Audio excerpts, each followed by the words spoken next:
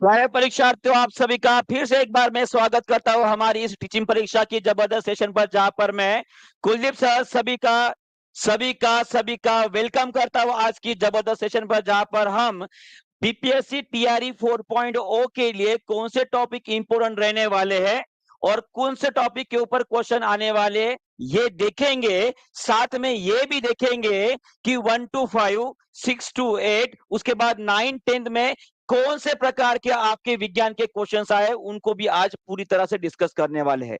तो सभी लोग एक बार तैयार होंगे? सभी लोग तैयार है? एक बार बता देंगे भाई साहब जी। ठीक है, ये हमारा गुरु पूर्णिमा के दिन में एक शुभारंभ क्लास रहेगा। एक नई शुरुआत करने वाले हैं आज से उन बच्चों के लिए स्पेशली जो भाई साहब टीआरई 4.0 देने वाले हैं, और उन बच्चों के लिए भी रहेगा अगर किसी का टीआरई 3.0 का पेपर अच्छा नहीं गया होगा, और जिन्होंने भाई साहब मैं बोल रहा हूं कि जिन्होंने टीचिंग परीक्षा की ओर से कोचिंग ली होंगी भाई साहब, उनका पेपर तो एकदम जबरदस्त गया है, तो हमें पता ही है। ठीक है, क्योंकि उनके इतने कमेंट्स आ रहे हैं कि सर हमारा हो गया है, कॉन्ग्रेचुलेशन करके हमें मैसेज डाल रहे दिन भर। ठीक है, तो आज का स्पेशल सेशन आप सभी के लिए रहेगा, पर उसके पहले एक जबरदस्त मोटिवेशन आपके लिए सभी के लेकर आया हूं। अगर मेहनत अच्छी है और सोच ना हारने की है, आपकी जुनून है आप में भाई साहब, तो बड़ी से बड़ी कौन सी भी एग्जामिनेशन या परीक्षा रहे भाई साहब, आपके सामने घुटने टेक ही देगी, उसको घुटने टेकना ही पड़ेगा। और यही जज्बा आज टीआरई 3.0 के बच्चों ने दिखाया है। और उन्होंने जो रात रात भर मैसेज किया, उन बच्चों के तो भाई साहब 3 बजे, सुबह के 3 बजे मैसेज आते थे कि सर इस टॉपिक में हमें डिफिकल्टी हो रही है, तो उनको भी हमने रिप्लाई दिया है। और क्या किस्मत बताएंगे भाई साहब, जिन्होंने मेहनत की है किस्मत उसी का साथ देता है। ये जो शायरी है, जो भी जिसने भी लिखा होगा, वो सच में होते हुए हमने देखा है इस बार। ठीक है जी, क्या बात है। सबका सबका बहुत बहुत कॉन्ग्रेचुलेशन, क्या बात हो, बहुत बढ़िया। और जिन किसी का भी भाई साहब मैं बोल रहा हूं, अगर किसी ने ज्वाइन किया मेरे सेशन किए हैं वाईटी के ऊपर, वो एक बार बता देंगे, वो एक बार ये बता देंगे कि उनका साइंस का पेपर कैसे गया है। पर उसके पहले तुरंत लेते हैं भाई साहब हमारी क्वेश्चंस, और आपके लिए एक बड़ी घोषणा भी करने वाला हूं। ठीक है, चलिए सभी लोग सबसे पहले इस क्वेश्चन का आंसर देंगे। इसका आंसर क्या रहेगा, चलिए बताइए इसका आंसर क्या रहने वाला है। और उन बच्चों को मैं कमेंट भी देखना चाहूंगा भाई साहब कि सभी लोग, लीलावती जी, अगर आपको कोई कोर्स लेना है तो आप हमारे टेक्निकल टीम को कॉल कर सकते हो। और बहुत बढ़िया सेशन चल रहा है वहां पे, गुरु पूर्णिमा के दिन भाई साहब 50% ऑफर भी चल रहा है टीआरई 4.0 के लिए। ठीक है, बहुत बढ़िया। चलिए इसका आंसर करेंगे सभी लोग। इसका आंसर क्या रहेगा, which of the following is a warm blooded. और ये जो क्लास है उन सभी के लिए तमाचा भी रहेगा, जिन्होंने ये बोला था कि सर एक का दुक्का क्वेश्चन आपने पढ़ा लिया और वही क्वेश्चन पेपर में आ गया होगा, तो ये कभी भी होता है। ठीक है, पर आपको बताना चाहूंगा कि कितने सारे क्वेश्चन हमारे आए हैं। जी बिल्कुल, ठीक है। इसका आंसर क्या रहेगा, which of the following is a warm blooded animal. देखिए ये टॉपिक मैंने भी पढ़ाया था, और मेरे कलीग जो भाई साहब विज्ञान पढ़ाने वाली आपकी मोना मैम है, उन्होंने भी पढ़ाया था। ये पूरे स्क्रीनशॉट के साथ आपको यहाँ पे दिखा रहा हूं, वार्म ब्लडेड एनिमल और कोल्ड ब्लडेड एनिमल। और वहां पे शायद अगर जिन बच्चों ने क्लास किया है भाई साहब, उनको पता है कि मोना मैम ने भाई साहब बीएमडब्ल्यू नाम की एक भाई साहब शॉर्ट किट भी आपको बताया था। माने कि गर्म खून वाले जो होते हैं जानवर भाई साहब, उनके बारे में। ठीक है, तो इसका आंसर क्या रहेगा, ये सभी के सभी क्या रहेंगे, आपके ठंडे खून वाले जानवर है। माने कि आंसर रहेगा आपका ऑप्शन नंबर ई। किन किन लोगों ने टिक किया है जी? जी हाँ सुजाता जी, बहुत बढ़िया। इक्का दुक्का हो जाता है क्वेश्चन, इक्का दुक्का जो क्वेश्चन उसका भी चेंज हो जाता है, कोई प्रॉब्लम नहीं। ठीक है, ये देखिए, ठीक ठीक है, चलिए आगे बढ़ते हैं। नेक्स्ट क्वेश्चन बताएंगे, इसका आंसर बताइए। ये क्वेश्चन हमने कितनी बार रिपीट किया है? आप ही ने क्या बोला था कि सर लेंस के ऊपर, मिरर के ऊपर, लाइट के ऊपर एक अलग से सेशन लीजिए, और भाई साहब अलग से सेशन लिया था। और आपकी वो जो बात थी भाई साहब, वो फंस गई एग्जामिनेशन में। उसने पूछ लिया कि भाई साहब व्हीकल में जो भाई साहब पीछे की ट्रैफिक देखने के लगा होता है आईना, उसमें कौन सा आईना होता है जी? बहुत बढ़िया, इसका आंसर रहेगा आपका कॉन्वेक्स, माने जिसे बोलते हैं हम उत्तल दर्पण। उत्तल दर्पण के बारे में आपको मैंने बताया था, ये देखिए उसका स्क्रीनशॉट। अगर कोई बोल रहा होगा कि कुलदीप सर ने नहीं पढ़ाया है, मैं उसके लिए लगा रहा हूं। जो बच्चे हमारे साथ है वो कभी नहीं बोलेंगे ऐसा, ठीक है। ये देखिए पूरा का पूरा पढ़ाया था, उसमें साथ साथ में ये पूरे के पूरे एग्जाम्पल आपको दिए थे विथ स्क्रीनशॉट। वाईटी के ऊपर कब लिया था, कौन से समय के ऊपर लिया था, ये पूरा का पूरा स्क्रीनशॉट विथ प्रूफ, ठीक है। चलिए आगे बढ़ते, इसका आंसर क्या रहेगा सभी लोग बताएंगे, बताइए। In a food chain which trophic level has the highest energy level. चलिए बताइए, हमारे जो खाद्य श्रृंखला है उसमें सबसे ज्यादा ऊर्जा कौन सी स्तर पर होता है। ये तो एकदम इजी वाला क्वेश्चन है, हो जाएगा महाकाल जी, आपका टेंशन मत लीजिए। 81 बहुत मार्क्स हो गए, देखते हैं अभी आंसर की, उसके बाद कट ऑफ कितना आता है। चलिए सभी लोग इसका आंसर करेंगे जी, बहुत बढ़िया। इसका आंसर क्या रहेगा, उत्पादक माने कि प्रोड्यूसर रहेंगे। और ये भी क्वेश्चन हमने पढ़ाया था, इसका भी प्रूफ आपको दिखाना चाहूंगा। ये देखिए मोना मैम ने क्वेश्चन लिया था भाई साहब, जैसे कि वैसा क्वेश्चन आ गया है। उन्होंने बताया था कि भाई साहब सबसे नीचे कौन रहेगी आपकी, सोलर एनर्जी रहेगी, सूर्य की ऊर्जा रहेगी, उसके बाद प्रोड्यूसर प्राइमरी, उसके बाद primary consumer, secondary consumer, tertiary consumer, ये सभी के सभी क्वेश्चन। और आपको बताना चाहूंगा इस बार फूड चेन के ऊपर 2 क्वेश्चन आए हैं। कितने क्वेश्चन आए हैं, 2 क्वेश्चन आए हैं। और इसका आंसर क्या रहेगा आपका उत्पादक, सभी लोगों ने टिक कर दिया होगा, ठीक है। चलिए कोई बात नहीं है, अगर किसी ने नहीं किया तो इसका आंसर बता देंगे। इसका आंसर क्या रहेगा, सोनार तकनीक का उपयोग कब किया जाता है। और रिवीजन वाले बच्चे भाई साहब यहाँ पे जरूर कमेंट करना चाहेंगे कि बहुत बढ़िया। देखिए सूर्या जी बोरे कि सर आपका पूरा पढ़ाया हुआ आया था, आपका बहुत बहुत धन्यवाद, आपका बहुत बहुत धन्यवाद, ठीक है। आरती जी बोरे कि सर पढ़ाया पढ़ाए तो था पर गलती हो गई, अरे कोई बात नहीं जी। सोनार तकनीक भाई साहब देखिए, ये भी क्वेश्चन मैंने ये वाला क्वेश्चन लिया था। सोनार का पूरा लॉन्ग फॉर्म क्या है, क्या लॉन्ग फॉर्म है जी, इसका भी आंसर बता देंगे सभी लोग। इसका आंसर तो आपने सभी लोग मार दिया होगा, मोर देन 1/4 रहेगा। ऑप्शन नंबर डी रहेगा, सभी ने क्लिक किया है, बहुत बढ़िया बहुत बढ़िया, ठीक है। उसके बाद ये देखिए, ये सोनार वाला क्वेश्चन मैंने लिया था, इसका भी आंसर कर देंगे सभी लोग, इसका भी आंसर कर देंगे सभी लोग। बताइए सोनार का पूरा नाम क्या है, उसका फुल फॉर्म क्या है। चलिए बहुत बढ़िया, सभी का अच्छा होगा, कोई बात नहीं। इसका आंसर क्या रहेगा जी, sound navigation and ranging, option number C इसका आंसर रहेगा। क्या रहेगा, ऑप्शन नंबर सी रहेगा। और ये भी भाई साहब मैंने पढ़ाया था, और यहाँ पे आपको बताया था कि जो सोनार सिस्टम होती है भाई साहब, कोई भी ऑब्जेक्ट जैसे कि सबमरीन हो गई, बहुत बड़ा अगर कोई पत्थर हो गया, वो अगर बीच में आ गया है तो उसे ढूंढने के लिए भी हम किसका इस्तेमाल करते हैं, सोनार का इस्तेमाल करते हैं, ठीक है। चलिए नेक्स्ट क्वेश्चन आप सभी के लिए, 42 नंबर का क्वेश्चन ये रहा, इलेक्ट्रिक फ्यूज। भाई साहब इसके बारे में हमने कितने बार डिस्कस किया है, और इसका वर्किंग आपको कितने अच्छे से मैंने बताया था। चलिए बहुत बढ़िया, चलिए सभी लोग आंसर करेंगे, सभी लोग इसका आंसर करेंगे, सभी लोग इसका आंसर करेंगे। इसका आंसर क्या रहेगा, इलेक्ट्रिक फ्यूज भाई साहब कहां पे इस्तेमाल किया जाता है जी, और किसके लिए, कौन से सिद्धांत के ऊपर काम करता है। ये काम करता है आपका विद्युत धारा का जो तापीय प्रभाव, जिसे हम बोलते हैं heating effect of electric current के ऊपर काम करता है। ये हमने पढ़ा था। और इलेक्ट्रिक फ्यूज भाई साहब एक ऐसा ऐसा ये मिश्र धातु होता है, किसका जी बताइए, टीन और लीड का ये मिश्र धातु होता है, जिसका भाई साहब मेल्टिंग पॉइंट कैसे होता है जी, मेल्टिंग पॉइंट इसका कम होता है। और इसका रेजिस्टेंस कैसे होता है, रेजिस्टेंस मतलब क्या होता है, प्रतिरोध, प्रतिरोध कैसे रहेगा इसका, ज्यादा रहता है। ये भी हमने पढ़ा था कि नहीं पढ़ा था, बताओ, पढ़ा था। ये देखिए उसका प्रूफ, ये देखिए उसका प्रूफ विथ स्लाइड, ठीक है। उसके बाद ये पूरा का पूरा आपको जैसे के वैसे देखिए, इलेक्ट्रिक फ्यूज स्पेशल टॉपिक भाई साहब, स्पेशल टॉपिक, ठीक है। चलिए कोई बात नहीं, नेक्स्ट क्वेश्चन आप सभी के लिए। अब इतने प्रूफ दिखाते रहूंगा कि सर बोलेंगे सर आप भी फेंक रहे हो, क्योंकि जब पेपर देखा तो तब उस टाइम पे मुझे भी लग रहा था कि भाई साहब इतने क्वेश्चन कैसे आ सकते हैं, ठीक है जी। चलिए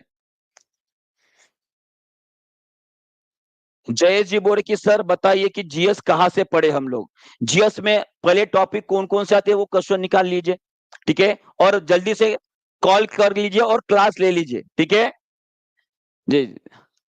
चलिए इसका आंसर बताएंगे, एटमोस्फियर भाई साहब, हाँ, मैं ईमानदारी से बोलता हूं ये क्वेश्चन मैंने नहीं लिया था, ये क्वेश्चन मैंने नहीं लिया था।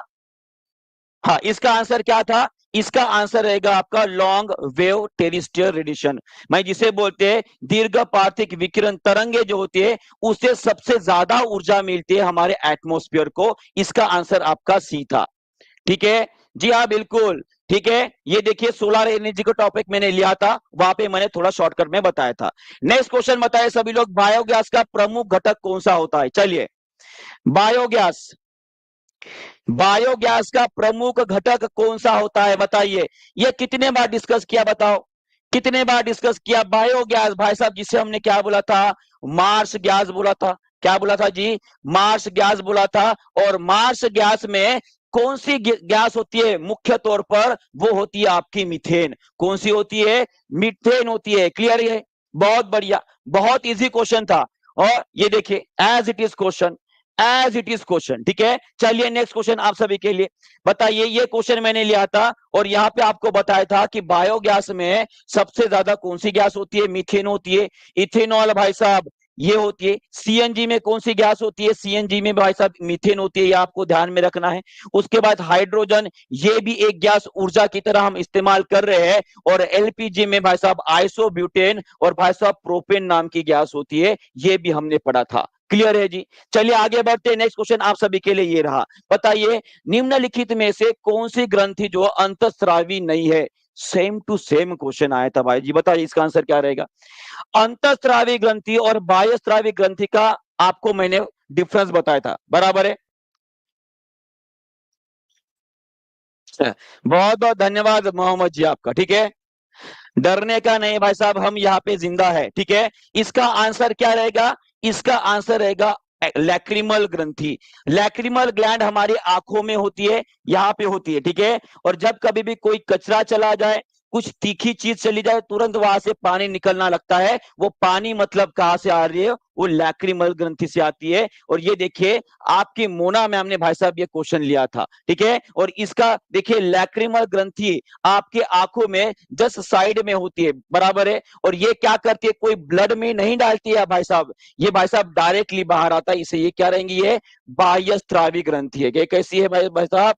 ये आपकी बाह्य स्त्रावी ग्रंथि होती है, जिसे हम बोलते हैं एक्सोक्राइन ग्लैंड। क्या बोलते हैं? Exocrine gland. आप सभी के लिए एक क्वेश्चन मेरा ऐसा रहेगा, सभी लोग मुझे बताएंगे ऐसी कौन सी ग्रंथि होती है हमारे शरीर में जो भाई साहब अंतःस्त्रावी, जो बताएगा अंतःस्त्रावी और भाई साहब दोनों माने कि बाह्य स्त्रावी ग्रंथि दोनों का काम करती है। चलिए देखते हैं, ये तो हमने पढ़ लिया है बाकी चीजें, इसका आंसर कौन करेगा?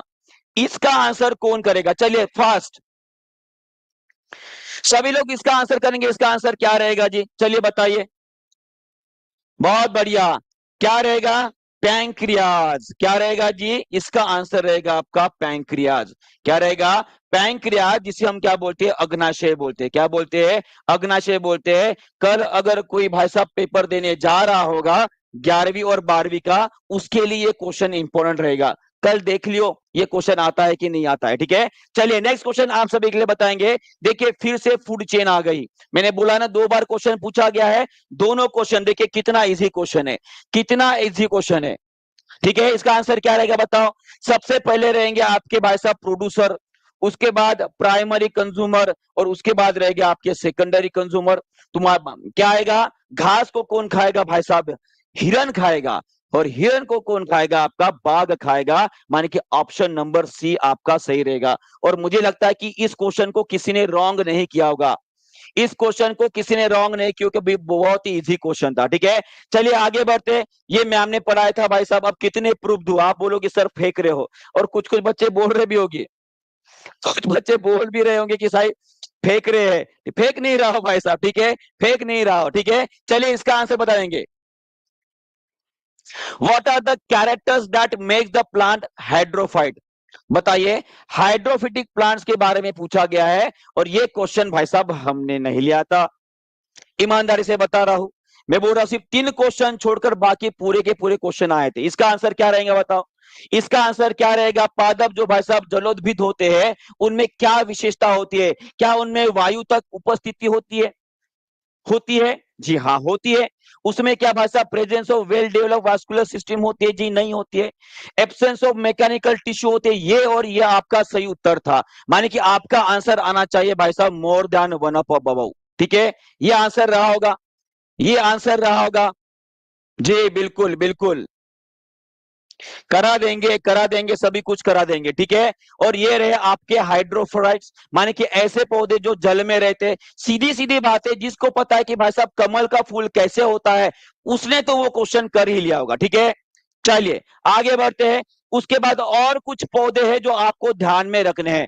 पहला है भाई साहब जीरोफाइट। ऐसे पौधे, जीरो, जीरो मतलब क्या होता है? शून्य। शून्य का मतलब क्या होता है? पानी ही नहीं होता है, पानी ही नहीं होता है। ऐसे माने कि रेगिस्तान में पाए जाने वाले जो पौधे होते हैं उनको बोलते हैं हम जीरोफाइट। उसी के बाद हेलोफाइट्स का मतलब क्या होता है? ऐसे पौधे, ऐसे पौधे जो सलाइन वाटर में रहते, माने कि नमक युक्त पानी में रहेंगे या ज्यादा नमकीन वाले मिट्टी में उगते हैं भाई साहब। जिसे कि एग्जाम्पल आपका भाई साहब ये मैंग्रोव प्लांट हो गए, मैंग्रोव प्लांट्स हो गए, ये उसका एग्जाम्पल है, आपको ध्यान में रखना है। क्लियर है जी? चलिए नेक्स्ट क्वेश्चन आप सभी के लिए बताएंगे। रासायनिक भाषा में भाई साहब जंग, भाई साहब ये देखो कितना इजी क्वेश्चन है। ऐसे लग रहा था, ऐसे लग रहा था 6 to 8 को 1 to 5 का पेपर आ गया है और 1 to 5 को 6 to 8 का पेपर आ गया है, ऐसे हो लग रहा है। सफल करने वाले तो थे, पर लग रहा है कि 6 to 8 का 1 to 5 को पूछ लिया और 1 to 5 का भाई साहब 6 to 8 को पूछ लिया, ऐसे लग रहा था पेपर देखने के बाद। चलिए बहुत बढ़िया, इसका आंसर करेंगे सभी लोग। इसका आंसर क्या रहेगा जी? इसे बोला जाता है फेरिक ऑक्साइड। क्या बोलते हैं जी? फेरिक ऑक्साइड बोलते हैं। माने कि ऑप्शन नंबर आपका सी रहा होगा। क्लियर है? सी इज द करेक्ट आंसर। जी बिल्कुल ठीक है। चलिए आगे बढ़ते। ये पूरा का पूरा शीट आपका, ये भी हमने पढ़ा चुके, अभी कितना प्रूफ दूं। ठीक है, the relationship between the algae and fungi, बताइए ये कितनी बार रिपीट हुआ होगा? चलिए बताइए इसका आंसर क्या रहेगा? क्या बोल रहे हैं भाई साहब? शैवाल और कवक के बीच में जो संबंध होता है भाई साहब वो किस तरह का होता है, उसे क्या बोला जाता है? इसमें हमने पढ़ा था भाई साहब, ये सहजीव संबंध होते हैं, सहजीव संबंधी होते हैं, एक दूसरे के ध्यान रखने वाले होते हैं, जिसे हम बोलते हैं mutually, mutually symbiotic association, symbiotic association बोलते हैं। ठीक है, एसोसिएशन बोलते हैं। यहाँ का एक शब्द जो है भाई साहब आपके लिए काफी था आंसर बताने के लिए, और इसका आंसर रहेगा आपका म्यूचुअलिज्म, जिसे बोलते हैं हम परस्परता। क्या बोलते हैं? परस्परता। सभी लोगों ने सही किया था जी? क्लियर है? चलिए बहुत बढ़िया। चलिए आगे बढ़ते हैं।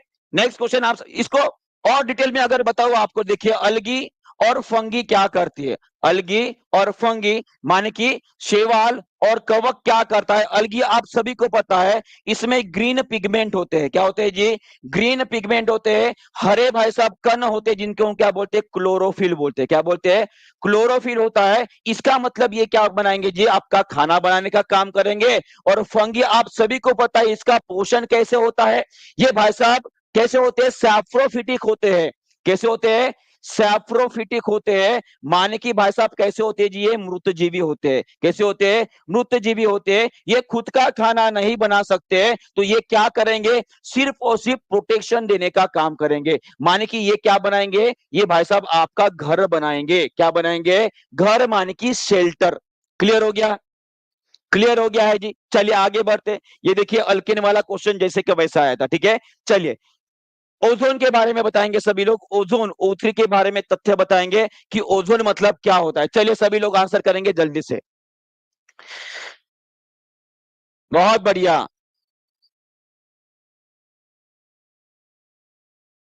बहुत बढ़िया, इसका आंसर करेंगे सभी लोग। भाई साहब ओजोन, O3 के बारे में बताइए। सबसे पहले तो उसने बोल दिया कि ये स्टेबल गैस है, ये आपका गलत हो गया। ये मध्य मंडल में होता है भाई साहब, ये भी आपका गलत हो गया। या स्ट्रेटोस्फीयर में होता है, आप सभी को पता है। ये उच्च तरंगे दैर्घ्य विकृत करता है भाई साहब, ये भी गलत हो गया। यहाँ पे चाहिए भाई साहब कैसे है? कम। ठीक है जी हाँ, तो आपका आंसर क्या रहेगा? उपरोक्त में से एक भी नहीं, माने कि ऑप्शन नंबर ई जो है ये आपका सही रहेगा। और मुझे लगता है कि इसका आंसर सभी ने किया होगा। क्लियर है जी? बहुत बढ़िया, बहुत बढ़िया। जल्दी जल्दी सभी बच्चे एक बार लाइक और शेयर भी कर देंगे। बहुत बढ़िया।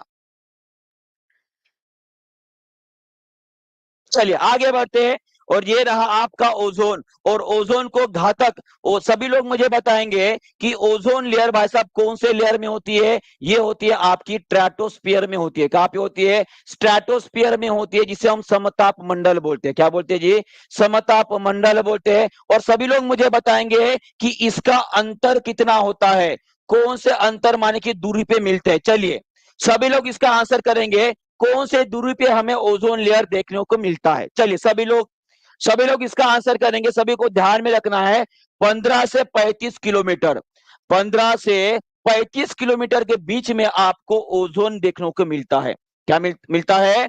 ओजोन लेयर देखने को मिलता है। क्लियर है? चलिए बहुत बढ़िया, आगे बताएंगे। बताओ इसका आंसर क्या रहेगा?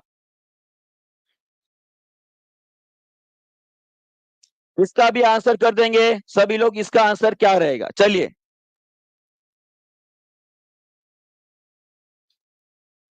Which one of the following is a plant hormone? बताइए। ये आपको मैंने बताया था कि ये हेड टीचर में क्वेश्चन आया है। ये हेड टीचर बीपीएससी में क्वेश्चन आया था भाई साहब, उसके पहले भी मैंने करवाया था। और हेड टीचर का जब एनालिसिस मैंने करवाया था, उस टाइम पे भी मैंने क्वेश्चन को एज इट इज करवाया था। और पूरी तरह से आपका आंसर साइटोकाइनिन रहेगा, एकदम करेक्ट, साइटोकाइनिन। और मुझे लगता है कि भाई साहब, हाँ भाई, एग्जाम देना है ना अगला वाला। चलिए कोई बात नहीं है। जो नए बच्चे जुड़े हैं भाई साहब, उनको बताना चाहूंगा, देखिए मैं जितने प्रूफ दे रहा हूं ना, ये प्रूफ काफी नहीं है, ठीक है। एक एक क्वेश्चन हमने पढ़ाए हुए सिलेबस से आया है, वाईटी से आया है, पेड क्लास से आया है। अगर आपको लग रहा है कि टीआरई 4.0 में आपको खुद की जो एग्जाम है उसको क्रैक कर कर आपको टीचर अगर बनना है, तो इससे अच्छा मौका नहीं है। क्योंकि अगले ही महीने, हो सकता है कि अगस्त महीने के एंडिंग में या सितंबर के पहले में आपकी एग्जाम रह जाए, तो यही समय है आपकी पढ़ाई शुरू करने का। इससे अच्छा मौका नहीं है। और साथ में आपको बताया भी है कि हमारे टीचिंग परीक्षा ने जो है भाई साहब, बहुत बढ़िया एक आप सभी के लिए एक ऑफर भी लाया है। ये ऑफर क्या है? सभी लोग बताएंगे। 50%, आज गुरु पूर्णिमा है, पता है। सभी लोग गुरु का जो है उनको नमन कर कर उनका आभार मानते हैं। और आज का वही दो दिन है। और उसी गुरु पूर्णिमा के दिन आप सभी को एज ए गिफ्ट कर कर हमारे टीचिंग परीक्षा ने और दानी सर ने भाई साहब आप सभी के लिए 50% ऑफर रखा है टीआरई 4.0 वाले के लिए। और ये भाई साहब आप सभी को पता है, जो भी इस बार बीपीएससी टीआरई 4 में हमारे पास से पढ़ेगा, लड़का हो या लड़की हो, टीचर हो या कोई भी हो भाई साहब, उसमें अगर 100 टॉप में वो अगर आ रहा है, तो भाई साहब हमारे तरफ से जितनी भी फीस आपने दी थी वो पूरी की पूरी वापस कर देंगे। साथ में एक लैपटॉप भी दे देंगे। अब सर लैपटॉप की कौन सी जरूरत थी? लैपटॉप आपके बच्चों के काम आ जाएगा कि नहीं आ जाएगा? आपके काम आ जाएगा। क्लियर है? चलिए बहुत बढ़िया। तो सभी ने ध्यान में रखना है, ये ऑफर जल्दी से कैप्चर कर लो, क्योंकि ये जल्दी खत्म होने वाला है। और मैं बता रहा हूं, 2 दिनों में इतनी ज्यादा हमारे पास ये आ रही है कि बता नहीं सकता हूं। एडमिशन बहुत खतरनाक हो रही है। चलिए जल्दी से अपनी सीट भी बुक कर लीजिए, आपको ये बताना चाहता था, ठीक है। चलिए, ये सभी के सभी आपको वहां पे फीचर मिल जाएंगे। कोई देगा भाई साहब, इतने कम फीस में कोई नहीं देता है। रिकॉर्डेड क्लास, लाइव क्लास, साथ में आप मोबाइल के साथ साथ लैपटॉप पर भी पढ़ सकते हो, ठीक है। इतनी कुछ बातें विद ग्राफिक, एनसीईआरटी एससीईआरटी के सभी ई बुक्स। साथ में जो बच्चा टॉप करेगा भाई साहब, उसको भी पूरा का पूरा 25,000 क्वेश्चन का बड़ा सेट है भाई साहब, वो भी दिन वाले है, ठीक है। जी बिल्कुल बिल्कुल। 100 वाला मतलब 100 वाला मतलब टॉप 100 में जो आएगा उसके लिए बात हो रही है, ठीक है। चलिए नेक्स्ट क्वेश्चन आप सभी के लिए ये रहा, सभी लोग इसका आंसर करेंगे जल्दी से। और थोड़ा जल्दी जल्दी जाएंगे जी। चलिए सभी लोग इसका आंसर करेंगे। इसका आंसर क्या रहेगा? इन फूड चेन इंसेक्टिवोरस, माने कि जिसे बोलते हैं कीट भक्षी पौधे। क्या बोलते हैं जी? कीट भक्षी पौधे भाई साहब कौन से ट्रॉफिक लेवल में आते हैं? सभी को पता है। कीट भक्षी पौधे जो है भाई साहब, ये क्या खाते हैं? कीट खाते हैं। क्या खाते हैं? कीट माने कि इंसेक्ट्स खाते हैं। और भाई साहब ये इंसेक्ट्स खाने वाले कौन से दर पर होते हैं? ये होते हैं आपके सेकेंडरी कंज्यूमर होते हैं, द्वितीयक उपभोक्ता होते हैं। क्लियर है जी? और इसके बहुत सारे एग्जाम्पल भी हमने देखा है, बहुत सारे एग्जाम्पल भी हमने देखा है। ये देखिए कीटभक्षी पौधे, जिसमें ये विनस फ्लाई ट्रैप के बारे में आपने हमेशा देखा होगा। और ये भाई साहब आपका एग्जाम्पल ड्रोसेरा, इसके क्या बोला जाता है? ड्रोसेरा बोला जाता है। ये भी पौधा भाई साहब ये इंसेक्ट ही खाता है, माने कि ये कैसे रहेंगे, सेकेंडरी ट्रॉपिक लेवल पे होते हैं। ठीक है जी, चलिए आगे बढ़ते हैं। ये रहा आपका ट्रॉपिक लेवल, और यहाँ पे आप देख पा रहे हो जो कीट खाने वाले होते हैं भाई साहब, ठीक है, जो कीट खाने वाले होते हैं वो आपके प्राइमरी कंज्यूमर या सेकेंडरी ट्रॉपिक लेवल पर आते हैं। ये भी आपको क्लियर हो गया होगा, क्लियर है। चलिए बहुत बढ़िया, आगे बढ़ते हैं। नेक्स्ट क्वेश्चन आप सभी के लिए, यहाँ पे ट्रॉपिक लेवल पूछा गया था, ठीक है, ये आपको ध्यान में रखना है। नेक्स्ट क्वेश्चन आप सभी के लिए ये रहा, चलिए बताइए इसका आंसर क्या रहेगा। वायुमंडल में जो अत्यधिक ऑक्सीजन आता है भाई साहब वो कहां से आता है, चलिए कहां से आता है, सभी लोग इसका आंसर करेंगे, सभी लोग इसका आंसर करेंगे। वायुमंडल में अत्यधिक ऑक्सीजन कहां से आता है, चलिए बताइए, सभी लोग इसका आंसर करेंगे जी, बहुत बढ़िया। इसका आंसर भाई साहब मैंने एक शॉर्ट बनाया था, अगर आपको याद है, मैंने वहां पे बोला था कि हमारे धरती के ऊपर जो अत्यधिक ऑक्सीजन कैसे आता है, तो हमारे समंदर से आता है। मैंने बोला था कि भाई साहब नमन किया करो समंदर को, क्यों, क्योंकि वहां पे जो फाइटोप्लैंक्टन नाम के एनिमल्स होते हैं और जानवर होते हैं वो क्या करते हैं, फोटोसिंथेसिस करते हैं, और लगभग 70% ऑक्सीजन वहां से आता है। कितना, 70% ऑक्सीजन जो पानी में भी होता है और एटमॉस्फेयर में भी आता है, क्लियर है। चलिए बहुत बढ़िया, अगला क्वेश्चन आप सभी के लिए रहा, which of the following will turn blue litmus paper into red. देखिए ये बच्चों वाला क्वेश्चन था भाई जी, ये बच्चों वाला क्वेश्चन जो 6 to 8 लेवल में पूछ लिया, बताओ बताओ इसका आंसर क्या रहेगा। आफरीन जी जल्दी ही आपको पूरा का पूरा टाइम टेबल जो है हमारा मिल जाएगा, साइंस का, उसके बाद जीएस, उसे सभी सभी सेशन का, ठीक है, जल्दी हम उसे पब्लिश कर देंगे, उसके हिसाब से आप आ सकते हो, ठीक है जी। चलिए बहुत बढ़िया, इसका आंसर रहेगा, इसका तो पहली बात एग्जांपल ये किसका दिया है भाई साहब, ये एसिड के बारे में बोल रहा है, क्योंकि एसिड एक ऐसी चीज होती है जिसमें अगर आप ब्लू लिटमस पेपर डाल रहे हो तो क्या हो जाएगा वो जी, रेड हो जाता है, ये आपको ध्यान में रखना है। और इसका आंसर क्या रहेगा आपका, विनेगर, क्या रहता, विनेगर था, क्लियर है। चलिए बहुत बढ़िया, आगे बढ़ते हैं। नेक्स्ट क्वेश्चन आप सभी के लिए, बताओ टंगस्टन, टंगस्टन के बारे में हमने बोला था क्वेश्चन, बताइए इसका, प्रूफ देते देते थक चुके हैं अभी, ठीक है, अभी सीधे क्वेश्चन पे आते, बताओ इसका आंसर क्या रहेगा, सभी लोग इसका आंसर करेंगे, जल्दी से बताओ टंगस्टन कहां पे इस्तेमाल किया जाता है, आंसर बताएंगे सभी लोग, बातचीत बात में करते रहना। चलिए सभी लोग इसका आंसर करेंगे जी, इसका आंसर क्या रहेगा, बहुत बढ़िया। टंगस्टन कहां पे इस्तेमाल किया जाता है, ये इस्तेमाल करते हैं हम इलेक्ट्रिक बल्ब के, और भाई साहब ये कौन से सिद्धांत के ऊपर काम करता है, इसका भी आंसर दे देंगे सभी लोग, इसका भी आंसर कर देंगे सभी लोग कि इलेक्ट्रिक बल्ब जो होता है टंगस्टन वो कौन से सिद्धांत के ऊपर काम करता है, ये काम करता है आपका heating effect of electric current के ऊपर, किसके ऊपर, heating effect of electric current के ऊपर काम करता है, ये भी आपको ध्यान में रखना है, क्लियर है। चलिए बहुत बढ़िया, आगे बढ़ते हैं। ये देखिए जैसे कि वैसा क्वेश्चन आया था, अब क्या बताओ कितने कितने प्रूफ दूं आपको। चलिए नेक्स्ट क्वेश्चन आप सभी को, बताइए इसका आंसर क्या रहेगा। ये बोल रहे हैं भाई साहब कि अगर दो वस्तु के बीच की दूरी जो है वो 2 गुनी कर देंगे तो गुरुत्वाकर्षण बल क्या हो जाएगा। ये तो एकदम इजी वाला क्वेश्चन था, और मैं अब क्या बोलूं, ये सेम टू सेम क्वेश्चन मैंने लिया था, सेम टू सेम क्वेश्चन, कोई भी अंतर नहीं। देखिए विथ ऑप्शन आप देख सकते हो, देखो, if the distance between the two masses is double then what happen to the gravitational force. माने कि अगर दो द्रव्यमान के बीच की दूरी अगर 2 गुनी कर दे तो भाई साहब अब क्या बोलूं, क्या हो जाएगा,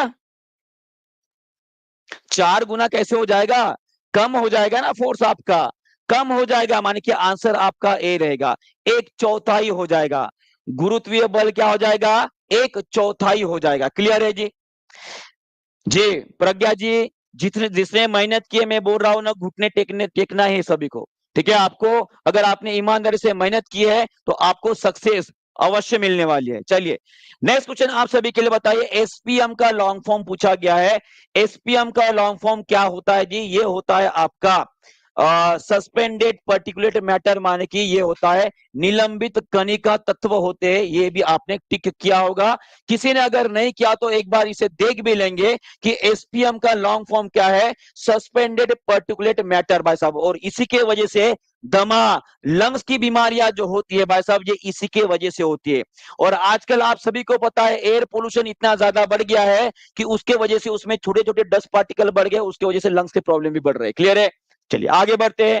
नेक्स्ट क्वेश्चन आप सभी के लिए, हाँ, सस्पेंडेड पर्टिकुलर मैटर जिसे हम एसपीएम बोलते हैं, उसके भाई साहब ये साइज भी आपको ध्यान में रखना है। वो है आपका 0.01 माइक्रोमीटर से लेकर वो रहेगा आपका 100 माइक्रोमीटर के बीच में रहता है उसका साइज, ये भी आपको ध्यान में रखना है। क्लियर है जी? क्लियर है? चलिए भाई साहब आगे बढ़ते हैं। नेक्स्ट क्वेश्चन आप सभी के लिए, the distance between the earth and the sun is greater during, बताओ।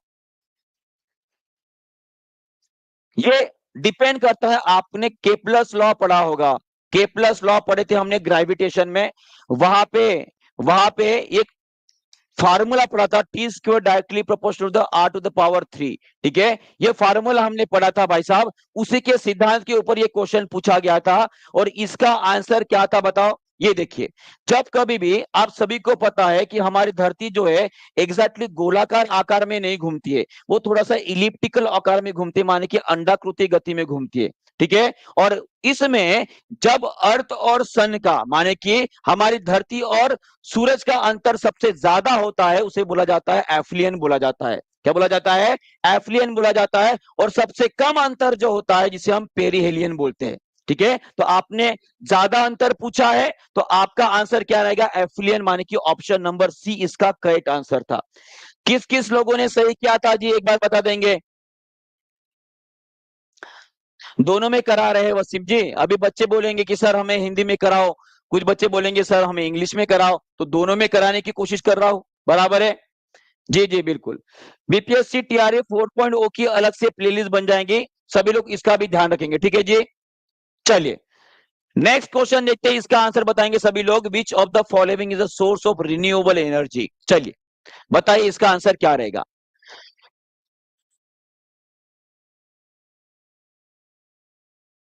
क्लियर है जी? बहुत बढ़िया। चलिए इसका आंसर करेंगे सभी लोग, इसका आंसर क्या रहने वाला है बताइए। नवीकरणीय ऊर्जा कौन सी है? देखिए यहाँ पे न्यूक्लियर फ्यूल बोला गया है।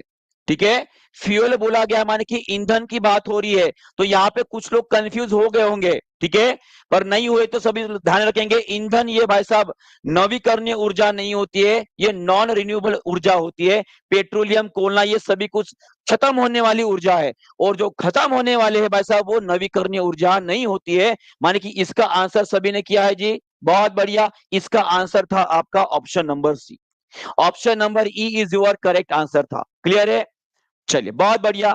ये देखिए नवीकरणीय ऊर्जा और गैर नवीकरणीय ऊर्जा बोलेंगे जिसे गैर अक्षय ऊर्जा भी बोला जाता है, और जिसमें न्यूक्लियर एनर्जी, नेचुरल गैस जिसे हम सीएनजी बोलते हैं, उसके बाद कोयला, ऑयल, पेट्रोलियम, डीजल, ये सभी के सभी कैसे होने वाले? ये भाई साहब एक दिन जाकर खत्म होने वाले हैं, माने कि वो नॉन रिन्यूएबल है।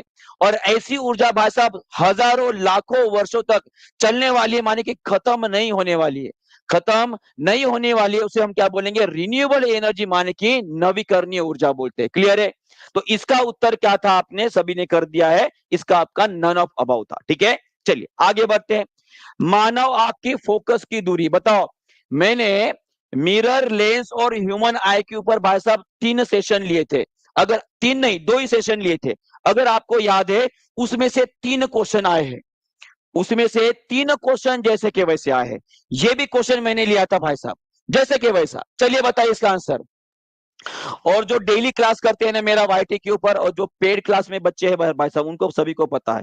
ठीक है, चलिए इसका आंसर सभी लोग बताएंगे। इसका answer ciliary muscles, ciliary muscle. और एक बात बता पूछना चाहूंगा आप सभी को, सभी लोग मुझे कमेंट बॉक्स में लिख के बताएंगे, अगर सिलरी मसल भाई साहब ये कमजोर हो जाती है, ये कमजोर हो जाती है, तो इसके वजह से कौन सी आंखों की बीमारी होती है? आंखों की बीमारी होती है। चलिए इसका आंसर बताएंगे सभी लोग। आंखों की बीमारी का नाम बताए जब सिलरी मसल्स आपकी कमजोर हो जाएगी। चलिए देखते हैं। बुढ़ापा आ गया है, ओह ओह करने लगोगे। आपके घर में दादा दादी जो हो गए ना, उनको देखो भाई साहब ऐसे छोटे छोटे, टीवी देखने का शौक है तो ऐसे छोटे छोटे आंखें करके जाएंगे पास में, फिर भी दिखाई नहीं देता है। किसके वजह से? किसके वजह से? मोतिया बिंदु नहीं प्रिया जी, मैं बात कर रहा हूं प्रेस बायोपिया की। प्रेस बायोपिया की बात कर रहा हूं, जो सिलरी मसल माने कि जो मसल मांसपेशियां होती है वो कमजोर होने के वजह से होता है। जी बिल्कुल क्लियर है। चलिए आगे बढ़ते हैं। ये देखिए यही क्वेश्चन मैंने लिया था भाई साहब, जिसका आंसर आपका सिलरी मसल था। ठीक है, आंखों की लेंस की फोकस की दूरी भाई साहब किससे परिवर्तित होती है? देखिए सेम टू सेम क्वेश्चन आया है, अब कितना कुछ बताओ, जान दो। हाँ, इसका आंसर बताएंगे सभी लोग। चलिए इसका आंसर करेंगे सभी लोग। पृथ्वी की सतह के ऊपर जो गुरुत्वाकर्षण त्वरण होता है भाई साहब, उसकी वैल्यू कितनी होती है? चलिए बताइए इसका आंसर क्या था। सभी ने टिक किया होगा इसका आंसर, मुझे बताया, बताओ इसका आंसर क्या था। इसका आंसर क्या था जी? ये तो एकदम बच्चों वाला क्वेश्चन था।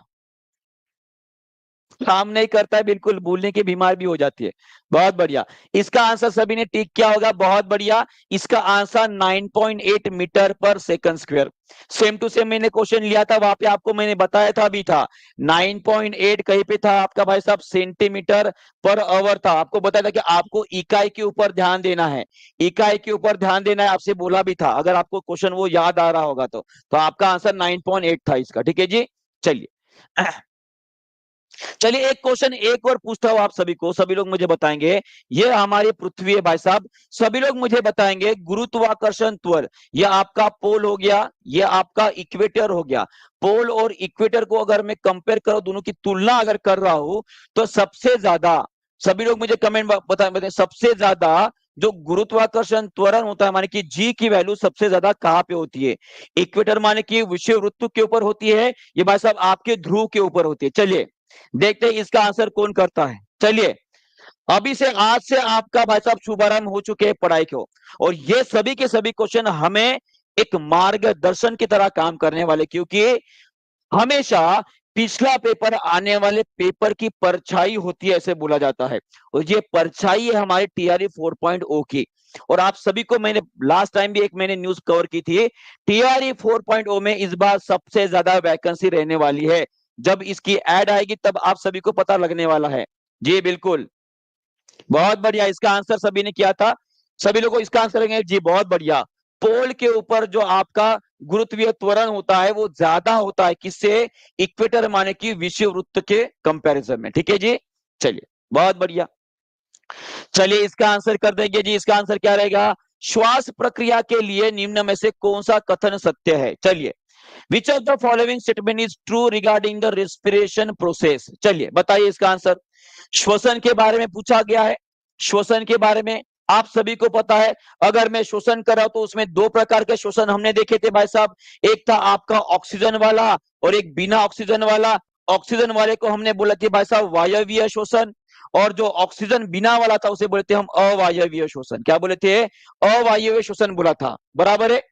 जी हाँ, एटीपी फॉर्म में एनर्जी रहती है और यहाँ पे ऊर्जा जो है बाहर निकलती है। माने की कौन सी प्रोसेस होती है? ये भाई साहब आपकी एक्सोक्राइन एक्सोथर्मल एक्सोथर्मल रिएक्शन होती है, एक्सोथर्मल रिएक्शन होती है। साथ में आपका ये रासायनिक परिवर्तन का भी उदाहरण है। किसका?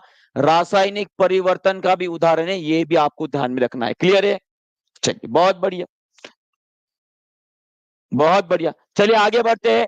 नेक्स्ट देखिए, ये जैसे कि वैसी फिगर आपको मैंने एक्सप्लेन भी की थी कि ग्लाइकोलिसिस कहाँ पे होता है, या आपका भाई साहब साइटोप्लाज्म में होता है। कहाँ पे होता है? साइटोप्लाज्म में होता है, जिसे हम क्या बोलते हैं जी? कोशिका द्रव्य बोलते हैं। क्या बोलते हैं? कोशिका द्रव्य बोलते हैं। और यहाँ पे पता है आपको क्या बनता है? यहाँ पे बनता है आपका पायरुविक एसिड। अब देखिए अगली जो टीआरई 4.0 हमारी एग्जामिनेशन रहेगी ना, उसमें क्या पूछेगा? ये पूछ सकता है कि भाई साहब ग्लाइकोलिसिस में क्या बनता है। ग्लाइकोलिसिस में क्या बनता है? सभी लोग कमेंट बॉक्स में लिख देंगे भाई साहब। क्या लिखेंगे? कि जो ग्लाइकोलिसिस नाम की जो प्रोसेस होती है भाई साहब, वो कहां पे हो रही है? साइटोप्लाज्म में। ये क्वेश्चन इस बार पूछ लिया। वो अब क्या पूछेगा कि ग्लाइकोलिसिस में क्या बनता है? क्या बनता है जी? वो बनता है आपका पायरुविक एसिड, पायरुविक अम्ल बनता है, पायरुविक अम्ल बनता है। ये आपको ध्यान में रखना है। क्लियर है? जी हाँ, बहुत बढ़िया। चलिए आगे बढ़ते हैं। और देखिए यहाँ पे एक बात, जो कुछ बच्चे कंफ्यूज थे लास्ट टाइम कि हमारे शरीर में जो वायवीय श्वसन होता है, हमारे मानव शरीर में कौन सा श्वसन होता है? मानव वायवीय श्वसन होता है। उसमें भाई साहब कितनी ऊर्जा बनती है एटीपी के फॉर्म में? वो बनती है आपकी 38 एटीपी बनती है। ये आपको अभी ध्यान में रखना है, ये आपके लिए बहुत ही ज्यादा इंपॉर्टेंट रहने वाला है। क्लियर है जी? क्लियर है? चलिए आगे बढ़ते हैं। नेक्स्ट क्वेश्चन आप सभी के लिए बताइए, plants appears to bend toward the light.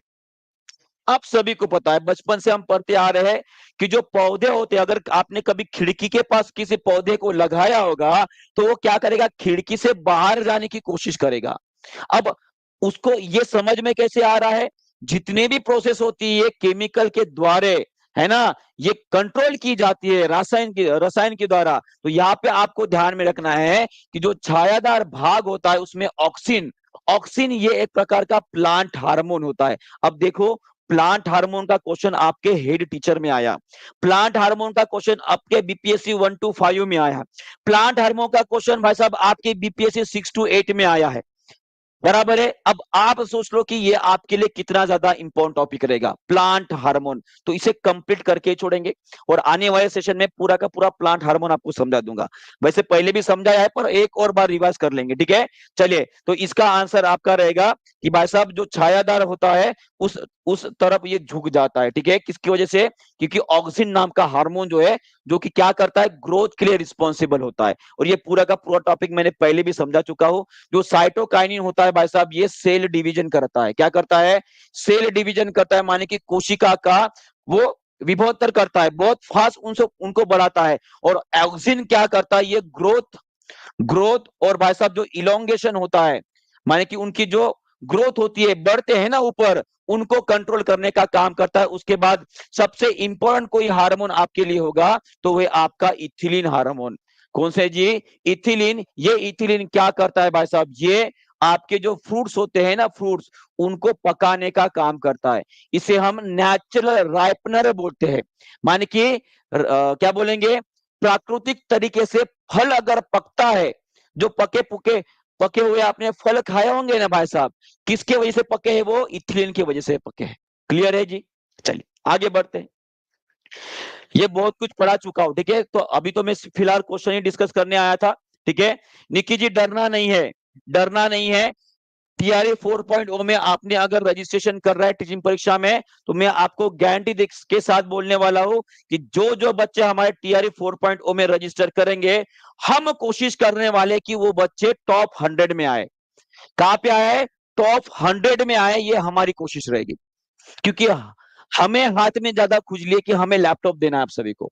बराबर है? और जब सोचिए भाई साहब कि गुरु ही आपको टॉप 100 में लाने की कोशिश करने वाला है, तो भाई साहब आपको मेहनत वैसी करनी पड़ेगी। क्लियर है जी? सब कुछ बता देंगे, बस अभी ये पेपर एनालिसिस होने जा रही है, ठीक है? कोलाइड कौन सा नहीं है भाई साहब? कोलाइडल सोल्यूशन के बारे में कितने बार पढ़े हम चुके, बराबर है? स्मोक, ब्लड, ये दोनों भी, माने कि इसका आंसर विनेगर रहेगा। क्या रहेगा? विनेगर रहेगा, सिरका रहेगा। इसी में भाई साहब आपकी घी आ गई है, घी, तेल, ये सभी के सभी क्या रहेंगे? आपके नॉन कोलाइडल सॉल्यूशन के एग्जाम्पल है, ठीक है? ये आपको ध्यान में रखना है, ठीक है जी? चलिए आगे बढ़ते हैं, आगे बढ़ते हैं। ये देखिए कोलाइडल सॉल्यूशन, उसके पार्टिकल का आपको भाई साहब ध्यान रखना है। और कोलाइडल सॉल्यूशन की वजह से ये पूरा का पूरा एग्जांपल मैंने आपको समझा के दिया था। इसमें फोम, मिल्क, स्मोक, माने कि धुआं, डिटर्जेंट, उसके बाद जो आप फेयर एंड लवली लगाते हो, अभी भी फेयर एंड लवली का भाई साहब जो है वो ट्रेंड गया नहीं है। फेयर एंड लवली भी आपकी कॉस्मेटिक जो है भाई साहब, वो भी एक प्रकार की क्या है? आपका कोलाइडल सॉल्यूशन है। उसके बाद पेंट, ब्लड, जेल, ये सभी के सभी भाई साहब आपके कोलाइडल सॉल्यूशन के।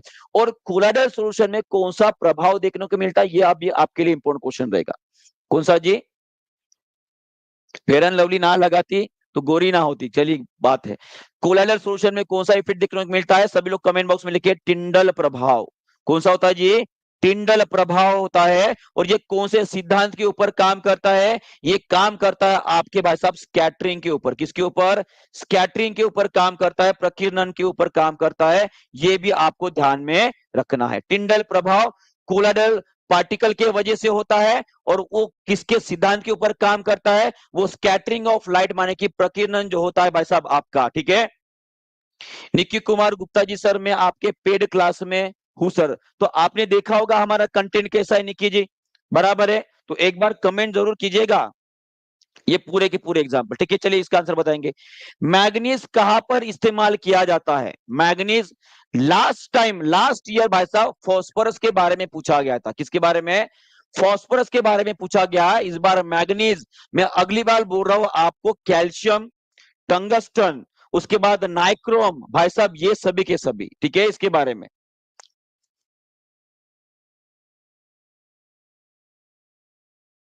ये आयुषी सभी के सभी जो क्लासेस है अभी रिकॉर्ड होना शुरू जाएंगे, क्योंकि बीपीएससी टीआरए 3.0 के लिए हम प्रिपरेशन कर, वो क्लास आप वहां पे कर रहे थे, बराबर है। अभी नया सेशन चालू हो रहा है आज से, बराबर है। तो कल से आपको नए पेड वाले क्लासेस जो वो मिलने शुरू हो जाएंगे, ठीक है। ये आपको ध्यान में रखना है, नए वाले क्लासेस, उसमें नया कंटेंट भी ऐड होगा, क्योंकि ये पेपर की हम राह देख रहे थे कि किस टॉपिक के ऊपर क्वेश्चन आने वाला है। उस टॉपिक को हम बार बार रिपीट कर आपको याद करवाने वाले। क्लियर है जी? तो इसका आंसर आपका रहेगा more than one of above, ऊपर में से एक से अधिक। वो मैच बॉक्स इंडस्ट्री में इस्तेमाल किया जाता है, बैटरी में भी इस्तेमाल किया जाता है, और फोटोग्राफी में भी इस्तेमाल किया जाता है। तो इसका आंसर क्या रहेगा आपका? डी रहेगा, ठीक है जी। चलिए नेक्स्ट क्वेश्चन, देखिए यहां पे लिखा भी है, देखिए मैच बॉक्स में इस्तेमाल किया जाता है, माने कि डिब्बी जो होती है। उसके बाद फोटोग्राफिक इंडस्ट्री में भी इस्तेमाल किया जाता है, और भाई साहब जो चमड़े का उद्योग होता है जिसे हम लेदर बोलते हैं, उसमें भी इस्तेमाल किया जाता है। और मैग्नीज का सबसे ज्यादा उपयोग कहां पे किया जाता है? कहां पे किया जाता है? वो किया जाता है आपके मैग्नीज, और इस्तेमाल किया जाता है आपके आयरन, माने कि लोहे को शुद्ध करने में, शुद्ध करने वाली जो उद्योग होते हैं भाई साहब, उनमें इस्तेमाल किया जाता है आपका मैग्नीज का। किसका? मैग्नीज का। ये भी आपको ध्यान में रखना है। क्लियर है? चलिए बहुत बढ़िया। चलिए नेक्स्ट क्वेश्चन आप सभी के लिए रहा, बताइए नॉन ओहोमिक रेजिस्टेंस क्या होता है? हमने भाई साहब ओहम्स लॉ के बारे में पढ़ा था। किसके बारे में? ओहम्स लॉ के बारे में पढ़ा था, और उसमें ओहोमिक प्रतिरोध क्या होता है वो हमने पढ़ा था। तो इसके बारे में थोड़ा ऑप्शन था, और जिन्होंने भाई साहब क्या बोलते हैं, ऑप्शन से आंसर निकालने की तकनीक जिसने सीखी होगी, उसका ये आंसर एग्जैक्टली करेक्ट आया होगा। ठीक है जी, क्लियर है? चलिए बहुत बढ़िया।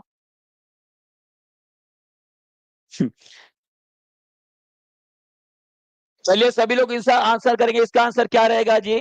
देखिए इसका आंसर था आपका टॉर्च बल्ब। इसका आंसर था आपका टॉर्च बल्ब, ठीक है जी।